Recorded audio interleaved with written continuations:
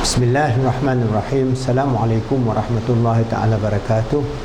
Alhamdulillahi rabbil alamin. Wassalatu wassalamu ala asyrafil anbiya wal mursalin wa ala alihi wa sahbihi ajma'in. Alhamdulillah, with the grace, mercy, compassion and love of Allah subhanahu wa ta'ala, bismillah, we continue our recording as a training program for our Khalifa Education Foundation and Positive Islamic Psychology Center, so that inshallah we can train as many people as possible through our YouTube. We have many channels, including Positive Islamic Psychology, PIP, and all the other channels here. And the whole idea is in transforming the Ummah to face the challenges of the 21st century. We use positive psychology to help us shape the Ummah for the challenges of the future in terms of Islamic motivation, coaching, mentoring, counseling, Islam Heart of Love, and you can be a certified life coach. And the transformation of the Ummah self and the global society to face the challenges of this existential question of this civilization itself, now at the knife edge of whether we go over the cliff and destroy ourselves, or we can salvage it and inshallah become part of a new global movement it is centered on the deen of Islam, inshallah. So I've given you the ideas about the kalam, cosmological argument in terms of the wujud of Allah, many videos before that, of the existence of Allah, of the impossibility of the non-existence of Allah in terms of the atasasul and the adar. And I also explained to you the existence in terms of the theological argument and the scientific argument. So the scientific argument, we are bringing in a lot of these ideas. So I have told you that in studying kalam, cosmological argument, you got to understand formal logic and categorical syllogism. That is part and parcel of your learning 25 videos. Alright, you master that, then you can understand more and more of the videos that I'm bringing forward. So back onto the idea I've given you in terms of the fields of knowledge in terms of Dinnul Islam. We have theology, that is al-ilahiyat, prophecy, al-nabawiyat, and we have authentically reporting evidence, as-samaiyat.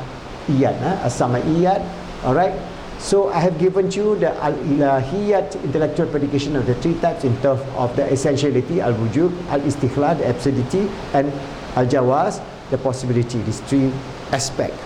And then if we want to understand this reality in terms of the link between the world of theology, prophecy, and authentically report, that means the link between al-ilahiyat, al-nabawiyat, and al-samaiyat, these are all linked together. We have to have a better understanding of the nature of the human self. So I've given many videos before that, but I'm repeating this especially for kalam, cosmology, because we are the dominant worldview of the scientific people is this is a material world, materialistic world. There's nothing beyond the material plane. So we have only one plane of existence, that is the gross world. Alright, so the scientists, the physicists, the so-called people who are carrying this civilization which is on the verge of destruction because of their gross world. They have gross ideas that we only exist in the physical world. So they reject anything that got to do beyond space, beyond time. They reject anything that is so-called subtle. So we have the subtle world. But now science is proving that we have the quantum world. So the quantum world is a very subtle world also. It is linking between the gross material world to the subtle world through the quantum world, because now we know, for example, we have quantum entanglement. What is quantum entanglement? Two photons, alright, put apart, one at one end of the universe, the other end of the universe. If one is charged with a positive charge, the other one will have a negative charge. Alright, they can communicate instantaneously beyond space, beyond time, beyond the speed of light, which is magic. What is that? Is it material? It's not material. And if you break down the quantum, if you observe a quantum through the double slit experiment, the behavior is dependent on whether it's a particle or a wave. It's again, you are the observer, is influencing the determination of whether it is a particle or a wave. And if you understand at the quantum level what is the wave, it has no mass. As you go further and further down, they will say, okay, these are just wave form of energy. So they call it the quantum field, or they call it the quantum vacuum. So the quantum vacuum is not a vacuum. It is vacuum from air, yes, but it's not vacuum from other quantum entities. These quantum entities is not known. They don't even know what is a quantum entity, but it's just like a wave interacting with other waves, and then you have, alright, this wave is the up spin, the down spin, the left spin, the right spin, and so on, and then you have those, whether they are leptons, or whether they're Higgs bosons, or whether they are whatever it is. They can only identify from the smashing of those parts, and then analyzing the wave, they say this is pattern is this type, this pattern is this type, whether it's a whatever that is within the framework of quantum. So it is a subtlety that is beyond the imagination of all physicalists, all materialists, all atheists. They cannot explain it, but still they hang on to this idea that okay, there is something beyond the material, but it is just something that is, there's no need for God. Okay, this is where we have to bring about, because now science is proving that between the subtle world and the quantum world, we have within the entity of Islam, we have the understanding of the realms of existence. That means at the highest realms, this is where within the metaphysics of Islam, we have Al-Hadrat, Al-Alihiyya, Al-Khams, the 5 realms of divine presence. Alright, so we have the Nasut, the material world, the Malakut, the subtle world, the Jabarut, the Lahut, and the Hahut. So the subtle world, alright, the Malakut entails all the subtle entities, including the quantum entities which we do not know. It could be angelic form. Only God knows, because it cannot be described in terms of physical experiment. Alright, even though we are able to do, say, the double slit experiment, or we are able to analyze, we cannot see actually the waveform. We can only see the pattern after 2 atoms are being smashed, and then you see a pattern. But you don't really see, for example, nobody in the world has seen a quark. More so a neutrino. Nobody has seen a neutrino. Nobody has seen a dark matter or dark energy, or for that matter. And so basically, there are so many proof that within the realms there are these subtleties, and within those great Imams of Islam, from the great prophets Muhammad SAW and all the other prophets, they penetrate the realm. For example, Allah subhanahu wa ta'ala has endowed upon our Prophet Muhammad SAW, when he do the Isra and Mi'raj, he transcend all this realm, material, subtle, angelic, to the divine qualities and divine essence. But that we cannot describe. He saw Allah, but he saw Allah not with his eyes. He heard everything, the words spoken and all that, but what is it? We do not know. But what is important is that within those who have gone through the experience, and the great Imams, the great Ahli Tasawwuf, the great teachers of Islam, they transcend. So they know that there is not only the material world, that is the subtle world of the jinn, or other beings that is created by Allah. Then they have the angelic realm. They transcend this, and they transcend to the realm at least of the quality ilahiyah. So in the material world, we have the Nasut, Malakut, Jabarut, Lahut. Hahut is very difficult. Alright, so basically Prophet Muhammad SAW maybe have understood it, but he cannot describe in words. How can you describe the essential nature of Allah? Beyond words, beyond description. So he cannot describe in words. Even the qualities, attributive qualities of Allah subhanahu wa ta'ala, if we say Allah is all merciful, what extent is the mercy of Allah? There is no limit. It is infinite. If you talk about the love of Allah, it is infinite. You can't describe it. Alright, if you talk about the power of Allah, Qudrat, you can't describe it. So what is important is that we know within the Islamic theological framework, we have experiential evidence of our teachers who has gone through this realm of existence, traveling through, understanding it and describing it to us in our way, in our words, with human language. We use a normal language, but a human language cannot express what is beyond the material world. We live in a material world. We can only use analogy or simile, all right, or inferences.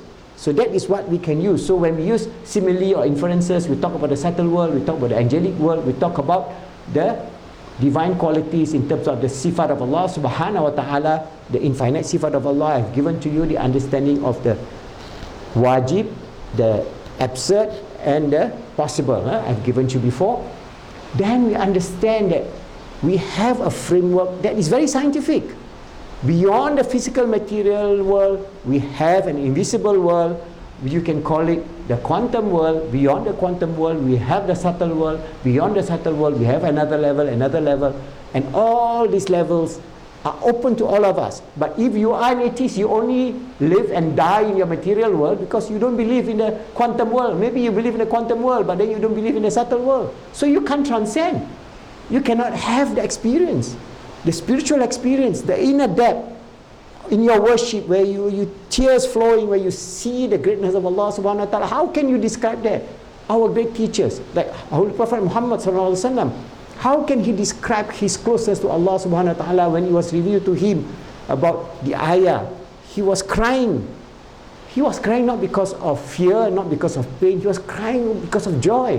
Where Allah subhanahu wa ta'ala explained to him, Bismillahirrahmanirrahim, Inna fi khalqis samawati wal ard wa ihtilafi layli wan nahar la ayatin li ulil albab alladhina yazkuruna Allah qiyaman wa qu'udan wa ala junubihim wa yatafakkaruna fi khalqis samawati wal ard Rabbana ma khalaqta hadha batila subhanaka faqina azaban nar. So we know the purpose that Rasulullah, when he received that revelation, he saw his closeness to Allah subhanahu wa ta'ala, that he is categorized among the most wise, who saw the creation of the heavens and the earth, the transcendence of the day and night.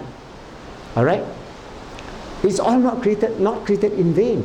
Sitting, standing, and reclining, thinking about this glory of Allah subhanahu wa ta'ala. So they transcend that. Even in the physical realm, they lose their physical self, they transcend to the subtle world and beyond. All right, so for prophets, for saints, this is for prophets is mu'jizat, for the saints is it karamah. So they have the karamah. So all this within the realm of Ahlus Sunnah wal Jama'ah, we have a good understanding of not only defending Islam, but explaining to those poor atheists that if you live in a material world, you die in a material world, you miss the majority of the things that will bring you. The most important thing for you is not this dunya. This dunya is the lowest level, right? This is nothing.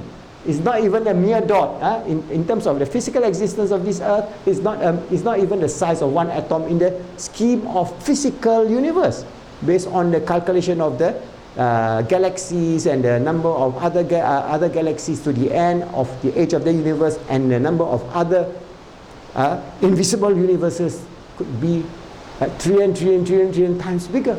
So we are nothing. But if you can go to the subtle world, angelic world, then you know that you have life after death. Because if you understand the knowledge that we are given in terms of the sama'iyah, this is the knowledge of your existence with Allah subhanahu wa ta'ala. You're talking about the existence of life after death, the existence of qiyamah. We know now scientists say, okay, there is qiyamah, there is end of this world. And now because of climate change, okay, they say, oh, this civilization is going to blow up in 50 years because everybody going to die because there is no food and so on. Whatever they say, but they are coming to that realization. But if you die just like a frog, like a cat, like a dog, but not knowing that you have an eternal life with Allah subhanahu wa ta'ala, then you can understand that the theology of Islam brings about, because that revelation that was given to our Prophet Muhammad sallallahu alaihi wasallam and all the other prophets, and then explaining what are the realms of the unseen, all right, the realms of the quantum, this is scientific, the realms of the subtle, and the 5 realms of existence, al-hadrat, al-aliyah, al-khams. From there we can develop a metaphysical, rational, logical kalam argument, proving the existence of God and proving the nature of not only the physical world, but all the realms of existence. And this is just a mukaddimah, as I say. I'm just taking this from my teacher's book, all right, and also from the other book, Professor Osman Bakar. Some of this chart here is from Professor Osman Bakar. So it tells us about our nature, which I'm going to explain in this video, inshallah, knowing that we have to move forward to understand the nature of existence and the nature of our relationship to Allah subhanahu wa ta'ala, inshallah.